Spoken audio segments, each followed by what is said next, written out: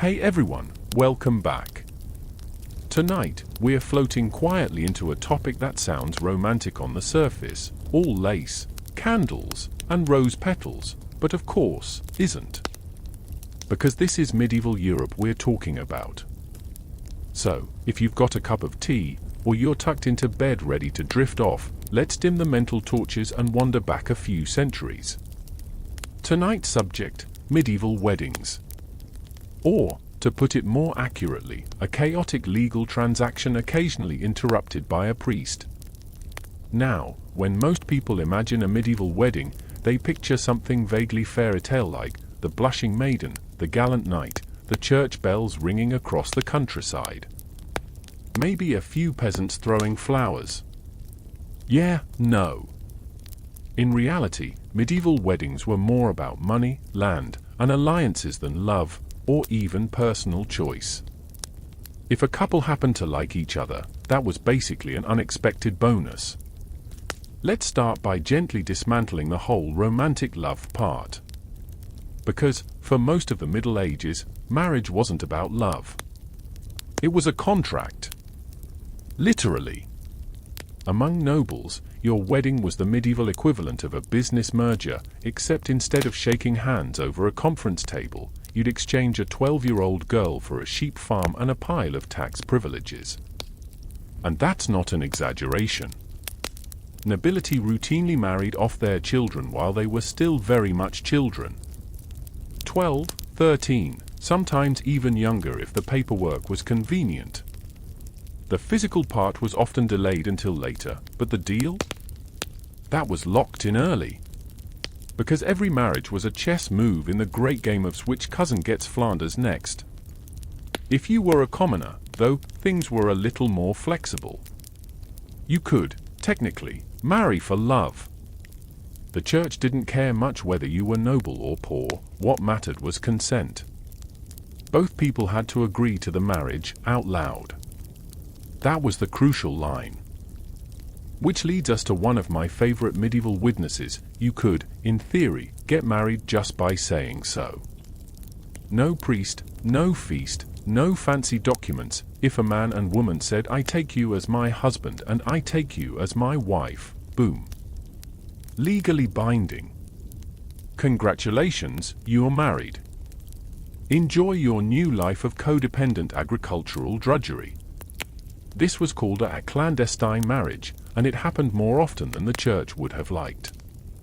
In fact, people used it as a sort of medieval version of eloping. Except instead of Vegas, it was probably behind a haystack. Now, the church didn't love this informal chaos. You can almost picture the medieval priests clutching their rosaries like, "We can't just let people say they're married." That's anarchy. So, over the centuries, they started to standardize the process, adding rules, rituals, and an absolutely suffocating number of witnesses. By the 12th century, the church had declared marriage a sacrament, meaning it was now officially holy business. And once something becomes holy business, bureaucracy follows. From then on, you were supposed to have a priest, a church ceremony, and an audience of gawkers to make sure everyone meant it. The idea was to avoid those "oops, we accidentally got married last night" situations. But the church still couldn't quite control everything. Because while they were busy setting up the rules, people were finding creative ways around them. For instance, some couples would exchange vows in private and then claim it was legitimate later, which often led to years of messy disputes, because naturally someone's family would deny it ever happened. Medieval law courts were full of these marital soap operas. Imagine some poor scribe having to write down testimony like, "Yes, my lord, I did indeed promise to marry her, but only in jest." Before you even got to the wedding itself, there was the betrothal, or engagement. This was serious business, legally binding, in fact. Breaking an engagement could result in fines or lawsuits. So, no, you couldn't just ghost your fiancé in the 13th century. Among the elite, the betrothal was where the negotiations happened. Dowries were discussed, basically the bride's family paying the groom for the privilege of taking her.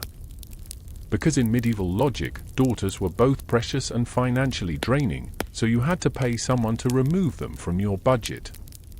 The groom's family would often counter with a mourning gift, a kind of insurance policy for the bride, meant to support her if her husband died early. Romantic, right? Nothing says eternal love quite like a pre-negotiated widow fund. These deals could take months, sometimes years, to finalize. Entire castles were traded as wedding gifts. In one famous example, Eleanor of Aquitaine's marriage to Henry II of England brought him half of France. So, yes, one wedding literally redrew the political map of Europe. Let's talk about the people involved. First off, medieval standards of beauty were creative. Pale skin was in, the paler the better. If you looked like you hadn't seen the sun since birth, congratulations, you were fashionable. And if you happened to have all your teeth, that was basically a superpower. Brides were expected to look pure and demure, but in reality, most were terrified. Many had never even met their husbands before the wedding day. Some didn't speak the same language. Imagine your wedding night conversation being entirely hand gestures and anxious eye contact. Grooms, on the other hand, were often decades older. Middle-aged lords marrying teenage girls was extremely normal. Because apparently, creepy and politically advantageous was the ideal combination for marital stability. And for the truly elite, physical attractiveness wasn't even part of the equation.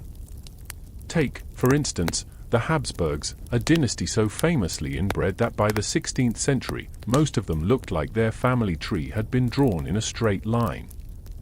Now, onto the big day itself. If you were a peasant, your wedding was usually a small local affair. Maybe in the churchyard, or even at the front door of the church, because technically, that was where the vows were supposed to happen.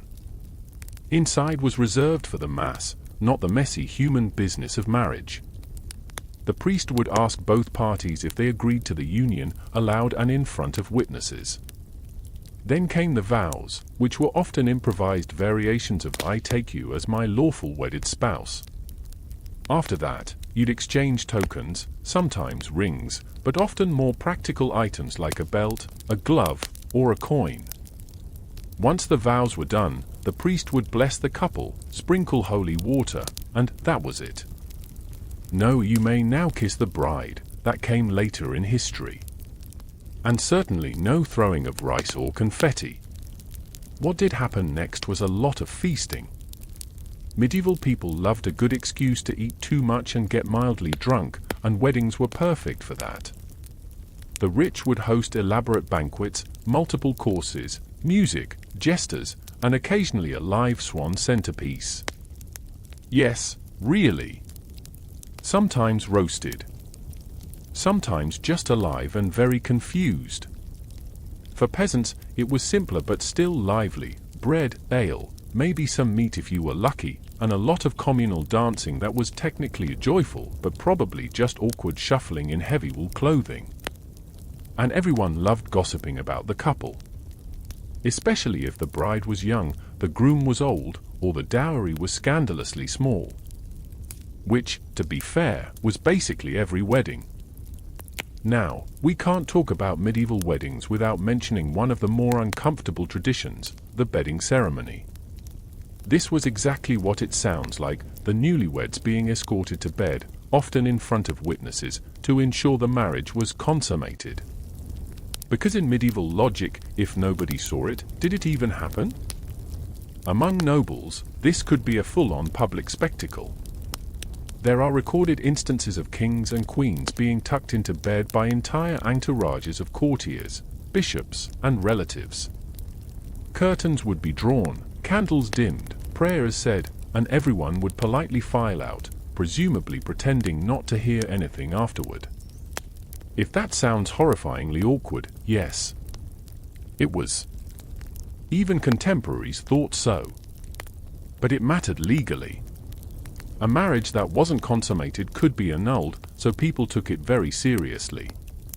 Of course, among commoners, it was usually a private affair, but still, neighbors might linger suspiciously outside, just to make sure the happy couple was, doing their medieval duty.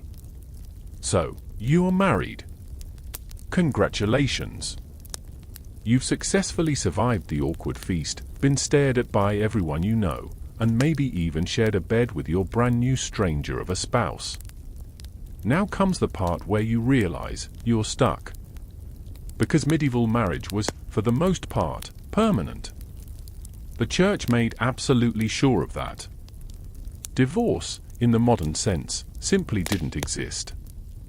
You couldn't just file some parchment and say, "We're done here." Once married, you were supposed to stay that way until death do you part. And death, incidentally, was often the fastest way out. There were a few loopholes, annulments, for example, but those were tricky. You had to prove that the marriage was never valid in the first place, which meant finding creative excuses like, "We're actually cousins." Twice over. He was already secretly married to someone else. I was tricked.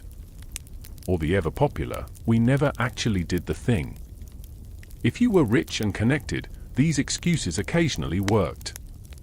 The church might agree to annul your marriage if it was politically convenient, like, say, if you were a king who needed a male heir and your current wife kept producing daughters.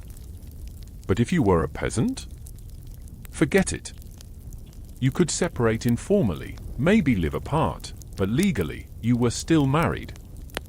Till one of you keeled over from the plague. Medieval households were small worlds with strict hierarchies, and marriage was basically a training ground in obedience. The husband was the undisputed head of the household. His job, manage the land, pay taxes, and occasionally go off to war or die of gout. The wife's job, everything else. She managed servants, oversaw food production, kept accounts, nursed the sick, spun wool, brewed ale, baked bread, and raised children, which, by the way, she was expected to do nearly constantly. Medieval women were basically biological endurance athletes. If a husband was away, the wife might temporarily run the estate, a sort of unpaid internship in domestic tyranny. Some women did it well, some less so. But legally, she was still her husband's property. Literally. The law referred to her as a femme covert, meaning her identity was covered by his. She couldn't own land, sign contracts, or appear in court without his permission. Because clearly, nothing says partnership like legal invisibility. And yet, many women wielded quiet power. They ran finances, negotiated with tenants, and even arranged marriages for their own children, often far more strategically than their husbands realized. So, while officially powerless, a clever medieval wife could still maneuver her household like a soft-spoken Machiavelli in an apron. All right, let's talk about affection, because despite all the politics, some medieval marriages did develop love over time. Not passionate, novel-worthy love, but something gentler, steadier, a kind of mutual tolerance that occasionally blossomed into fondness. Think of it as the 14th century version of "We've been married 30 years and he finally started listening." Letters between couples sometimes reveal real tenderness. Noble husbands wrote from battlefields about missing their wives, wives sent blessings, prayers, and gossip from home. It's not romance in the modern sense, but it's a kind of companionship born from shared survival. And among peasants, things were sometimes even better. Without royal politics interfering, they could choose partners more freely.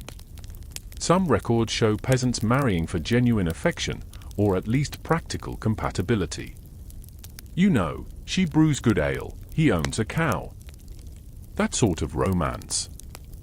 Still, expectations were clear. Husbands were supposed to govern their wives, and wives were supposed to obey.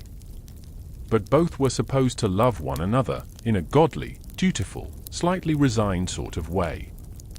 The church even advised moderation in physical affection. Too much passion was frowned upon. In theory, married couples were only supposed to sleep together for procreation, not fun. Because, heaven forbid, anyone enjoy themselves in 13th century Europe. Let's picture a day in the life of your average medieval couple. You wake up before dawn, probably because the rooster won't shut up. The house is cold, smoky, and smells faintly of onions and wet wool. You pull on clothes that haven't been washed since last spring. Breakfast? Bread, maybe some ale, because water isn't safe. Then it's off to work. For peasants, that meant hours in the fields. Husbands plowing, wives sowing seeds or tending animals. Children helped too, because childhood wasn't really a thing yet. For the wealthy, work looked different. Noble couples oversaw estates, received guests, and wrote endless letters about taxes or alliances. A good chunk of noble marriage was just paperwork, horse travel, and trying to keep your retainers from stealing the silverware. And of course, illness was a constant visitor. Plague, fever, childbirth complications, all part of the medieval marital package. Husbands could die suddenly, wives might vanish into the statistic of complications in childbed. So, the whole "till death do us part" line wasn't symbolic. It was Tuesday. Speaking of which, let's float gently into the world of medieval childbirth. If you were a wife, your primary purpose was to produce heirs. Sons were ideal, daughters were fine, as long as they could be traded later. But childbirth was terrifying.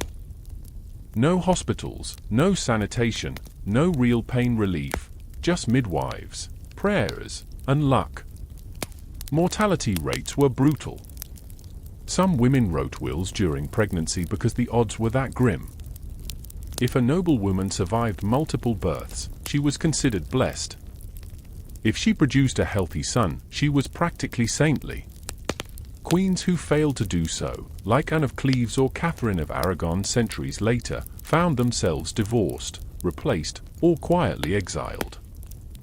And yet, amid all this, you find touching moments, fathers recording the births of their children in family chronicles, mothers making tiny garments by hand. Life went on, fragile and fleeting, but tender in its small routines. Now, if you think everyone just accepted their fates quietly, think again. Infidelity was rampant, especially among nobles. Kings had mistresses, queens had rumors, and servants were always caught in the crossfire. For men, affairs were basically expected. As long as you kept things discreet, no one cared. For women, however, it was a scandal punishable by disgrace or worse. Because medieval morality operated on the principle of what's good for the goose is punishable by public execution for the gander's wife. There were, of course, exceptions. Some noble women managed secret romances that became legends, like Eleanor of Aquitaine's alleged liaisons or the poetic dalliances of courtly love. But for most women, the risk simply wasn't worth it. And then there were the legal nightmares, accusations of adultery, paternity disputes, annulment petitions. Medieval records are full of messy domestic drama. If reality TV had existed, it would have been filmed in the king's chancery. Now, assuming you both survived famine, disease, childbirth, and political backstabbing, congratulations. You're old. Old age in the Middle Ages was rare and somewhat celebrated. Elderly couples were often seen as symbols of stability and virtue. They might live with their grown children, offering advice, telling stories, and occasionally meddling in everything. Many late medieval illustrations show old married couples sitting together by the hearth, stooped, wrinkled, but still side by side. It's strangely heartwarming, given everything they'd endured. Because if two people could live through all that and still tolerate each other's snoring, that's probably the truest love story medieval Europe ever produced. For royals, a wedding was never just a wedding. It was a treaty, a peace negotiation, and a publicity stunt all rolled into one. Every union was about securing alliances, expanding territory, or preventing war, although the preventing war part rarely worked. Take, for example, the marriage of Eleanor of Aquitaine to Henry II of England in 1152. She was one of the richest women in Europe, already divorced from the King of France, and just casually decided to remarry the Duke of Normandy, who became King Henry II 2 years later. The result? England suddenly owned half of modern-day France. So, yes, one wedding changed the political geography of Europe more efficiently than a century of warfare. These unions were so strategic that many kings and queens never even met their spouses until the ceremony, or, in some cases, until months afterward. Ambassadors would negotiate the terms, scribes would draft the contracts, and painters might send flattering portraits to convince each side that they weren't marrying a total troll. Of course, the portraits usually lied. Imagine opening your castle doors to greet your royal bride, expecting a radiant angel, and instead finding a bewildered stranger in 12 layers of brocade who smells faintly of cabbage. But too bad, the alliance was signed, sealed, and blessed by God. Royal weddings were performances, carefully choreographed from start to finish. The bride's arrival alone could take weeks. Picture this, a young princess traveling hundreds of miles across Europe, escorted by nobles, servants, and an absurd number of wagons carrying her wardrobe, dowry, and symbolic gifts. Every town she passed through would hold feasts, parades, and awkward speeches welcoming her, most of which she probably didn't understand, since international marriages rarely came with language lessons. By the time she reached her destination, half the continent had already judged her fashion sense, her posture, and her horse-riding skills. At the border, there was often a handover ceremony, where the bride literally switched national identities. One side's ambassadors would ceremonially give her away, and the other side's nobles would accept her as their new future queen. It was like being passed between nations, like a particularly fancy chess piece. The main event, the actual wedding, was always held in a cathedral or royal chapel, and it was designed to impress. Massive crowds, glittering processions, mountains of gold embroidery. Choirs sang, incense filled the air, and priests droned through Latin blessings for what must have felt like hours. The couple would exchange vows, rings, and maybe a kiss on the cheek. And then the real fun began, the feasting. Because nothing said divine unity quite like several days of overeating and mild drunkenness. Royal feasts were legendary. We're talking tables groaning under the weight of roasted peacocks, venison pies, sugared fruits, almond milk puddings, and entire ships made of pastry, yes, edible ships, because subtlety was not a medieval virtue. Jesters, troubadours, and acrobats provided entertainment while courtiers gossiped about the bride's dowry and the groom's complexion.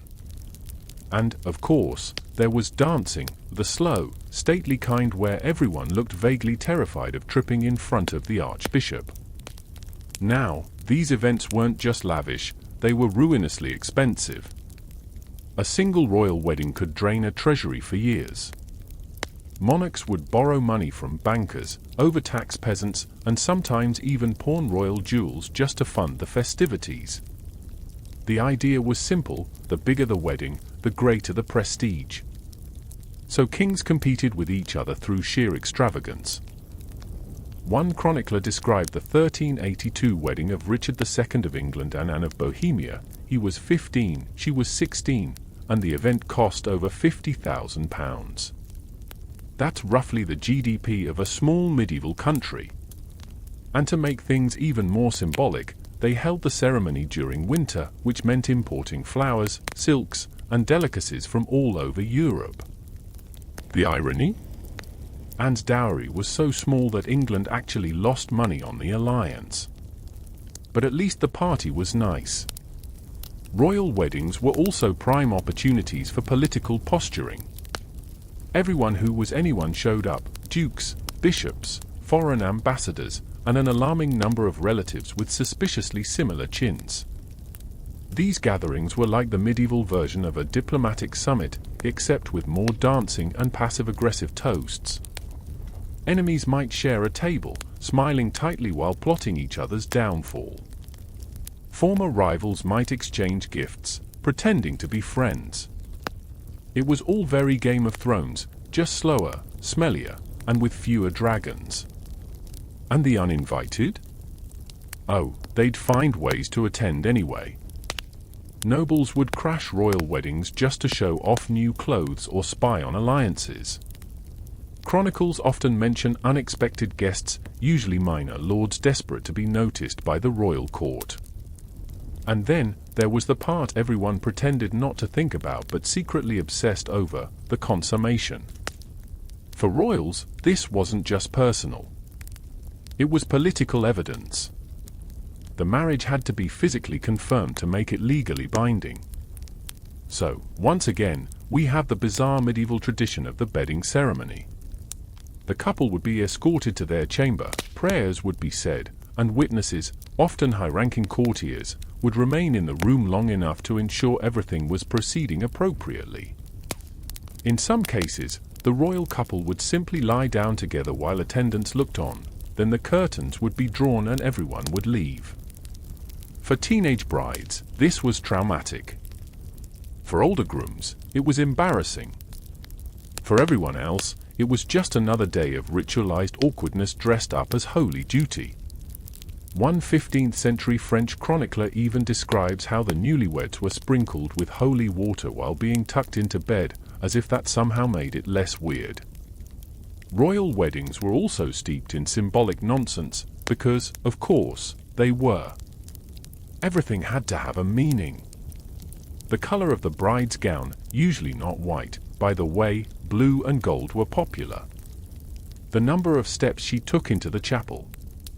The shape of the wedding bread, which might be carved into a pair of doves or occasionally, a castle. They even believed certain astrological dates were more auspicious for marriage. Royal astrologers were paid handsomely to declare which days Venus was feeling generous. Because nothing says stable governance like choosing your wedding date based on whether Mars is in retrograde. Of course, not all royal weddings were fairy tales. In fact, most weren't. Some were complete disasters, either politically, personally, or both. Take Isabella of France and Edward II of England in 1308. She was a clever, ambitious 12-year-old French princess. He was an English king who preferred the company of his male favorite, Piers Gaveston.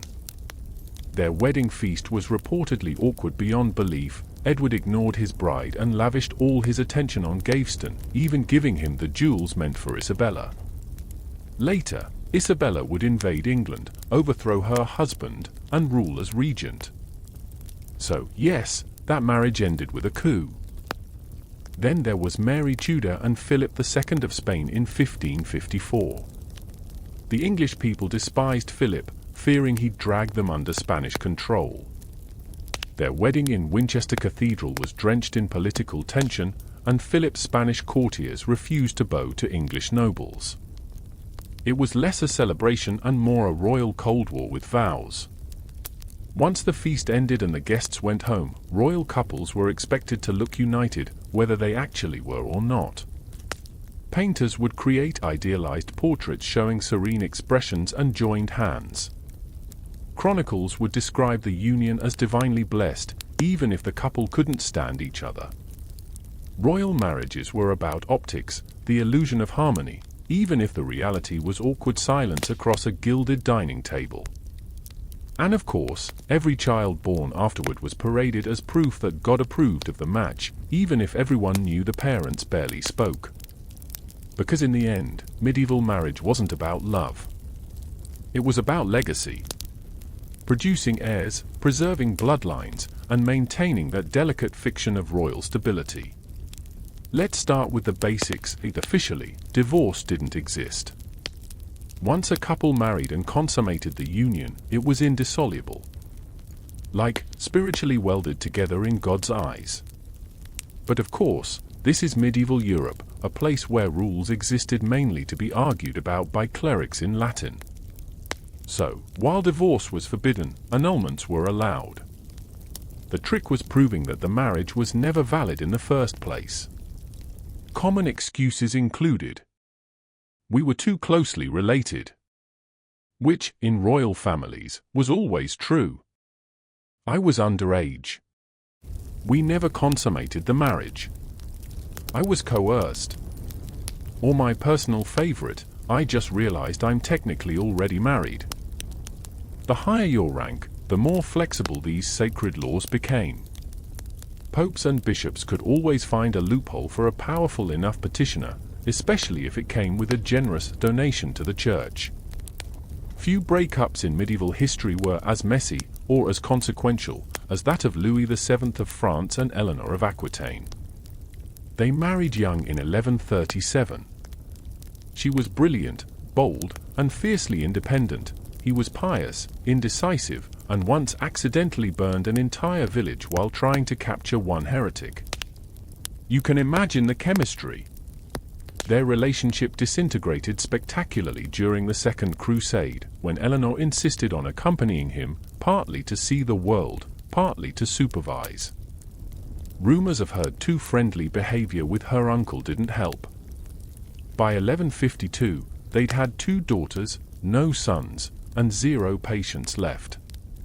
The official reason for their annulment was consanguinity, meaning they were related within the forbidden degree. Which, again, was basically every noble couple ever. The real reason? They couldn't stand each other.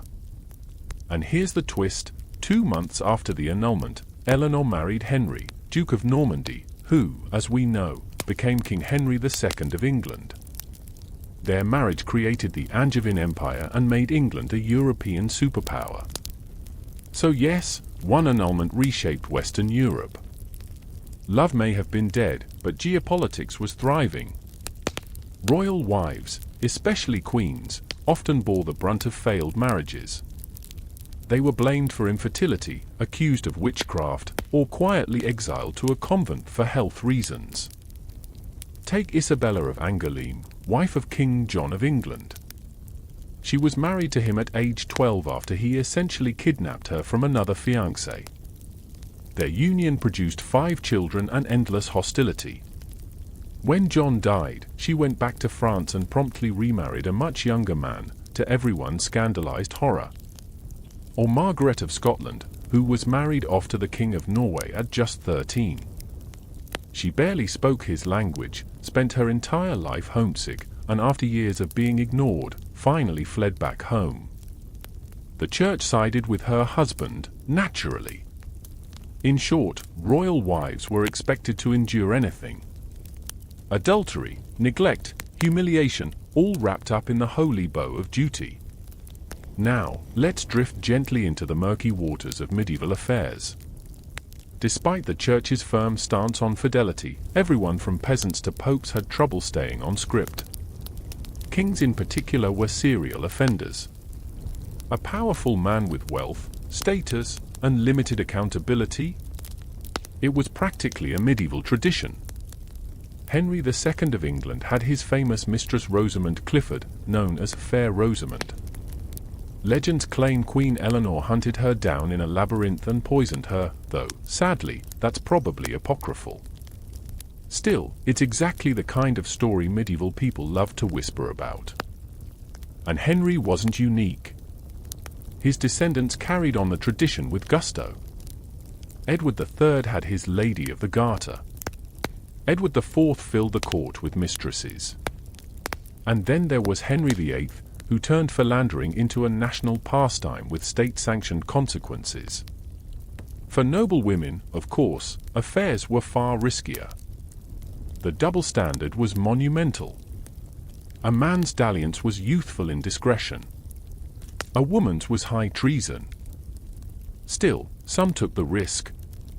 Courtly love, that elaborate game of flirtation between knights and noble ladies, gave them a poetic cover for emotional rebellion. It was technically a platonic, but let's just say the definition of platonic was flexible. And speaking of flexibility, let's talk about the man who snapped the entire medieval marriage system like a dry twig. By the time we reach Henry VIII, marriage politics have become practically Olympic. He famously went through 6 wives, each story more miserable than the last. When his first wife, Catherine of Aragon, failed to produce a surviving son, Henry decided God must have cursed the marriage, conveniently ignoring his own genetic contribution. He petitioned the Pope for an annulment, claiming Catherine had been his brother's widow, which was technically true. The Pope, however, refused, mostly because Catherine's nephew was the Holy Roman Emperor, and the politics were complicated. So Henry did what any reasonable monarch would do: he created his own church. The Church of England was born, and the first royal divorce in English history was finalized. What followed was a grim pattern: annulment, execution, or mysterious death, depending on the wife. Catherine divorced. Anne Boleyn executed. Jane Seymour died. Anne of Cleves annulled. Catherine Howard executed. Catherine Parr survived, barely. By the time Henry died, marriage as a divine institution was permanently cracked. The Reformation had rewritten not only theology but also the entire concept of matrimony itself. Even outside of Tudor melodrama, annulments remained tools of convenience. Popes granted them, kings demanded them, and chroniclers smoothed over the hypocrisy. Every annulment came with a flurry of propaganda. Chronicles described them as acts of divine wisdom, conveniently ignoring that the divine usually looked suspiciously like political necessity. Take Philip II of France, who married Ingeborg of Denmark, took one look at her, and immediately decided he'd made a mistake. He tried to annul the marriage the next day. The Pope said no. Philip ignored him and married someone else anyway. The result? 20 years of papal excommunication, royal defiance, and international embarrassment, all because he didn't like his wife's vibe. For ordinary people, annulments were nearly impossible. A peasant wife could leave an abusive husband, but the church would still consider her married. Some communities quietly tolerated separations, but legally, both were trapped. Sometimes, local priests turned a blind eye, allowing informal separations when things got too violent or unbearable. But remarriage? Out of the question. There are recorded cases of women disguising themselves as widows just to escape. Because widowhood, oddly enough, came with more freedom than marriage ever did. For unwanted queens and disgraced noble women, there was always the convent. It was the medieval equivalent of witness protection, minus the safety or anonymity. A quietly exiled queen might retire to a monastery, technically by choice, but usually because she'd been politely removed from politics. She would spend the rest of her life praying, embroidering, and occasionally writing passive-aggressive letters to her former husband. Catherine of Aragon, for instance, spent her final years in a secluded castle, signing her letters Princess Dowager of Wales to remind Henry she still considered herself his lawful wife. Others adapted surprisingly well, embracing the contemplative life, sponsoring art, or turning their convents into quiet power hubs. It wasn't freedom, exactly, but it was the closest most of them got. For all the politics, there were real human heartbreaks behind these stories. Letters survive, filled with pleading, confusion, and pain. Catherine of Aragon wrote, "My tribulations are such that they could not be borne by any creature but myself." Eleanor of Aquitaine, despite her boldness, spent years imprisoned by her own husband. Anne of Cleves, whose marriage to Henry VIII lasted 6 months, wrote later that she preferred being his sister to being his queen. So yes, the medieval ideal of marriage may have been sacred, but in practice, it was as fragile as parchment and as cold as the stone chapels where vows were made. And as we float gently toward the end of our long night among medieval matrimony, one thing becomes clear: for every grand wedding and gilded crown, there were quiet tragedies tucked between the lines of the chronicles. Because behind every alliance and annulment, every feast and funeral, were people, flawed, frightened, sometimes foolish, trying to survive the weight of a system that treated love as a footnote to politics. But before we close the book, let's take one last wander through the centuries into how all of this slowly began to change. Because as medieval Europe faded into the Renaissance, the meaning of marriage began to shift from property to partnership.